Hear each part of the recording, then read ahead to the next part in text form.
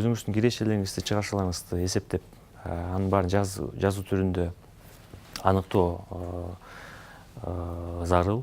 Ошол тууралуу айтып беребиз. Жана финансылык кызматтарды колдонуп жатканда, бул мисалы кредит алаардын алдында же болбосо депозит алаардын алдында, ошондой эле банктык карталарды колдонуп жатканда сиз ошол тууралуу маалыматты кененирээк билүү зарыл да.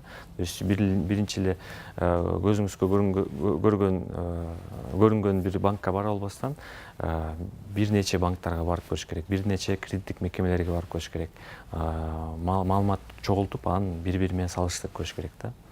Кредиттик портфель деген бар, жана депозиттик база деген сөздөр бар да. То есть бул депозиттик база бул бүт банктардагы депозиттер, жана банктардагы кредиттик портфель бул банктардагы кредиттердин баары да. Болжол менен айтсак 50/50. То есть жарымы экөө тең эле көлөмдөрүчү. Мисалы жылдын аягына 2018 жылдын аягына алган көрсөткүчтөрдү алсак, анда мисалы депозиттердин көлөмү 133 миллиард сом болду, түздү. А банктагы кредит алынган бул 127 ушундай миллиард сом болду. Биздин Кыргыз Республикасынын калкынын 70% бул активдүү жыйым топтойт да. Бул депозит болобу, малды болобу, же болбосо мындай кыймылсыз мүлктү болобу, 70% биздин элибиз сактайт экен да бир жерде.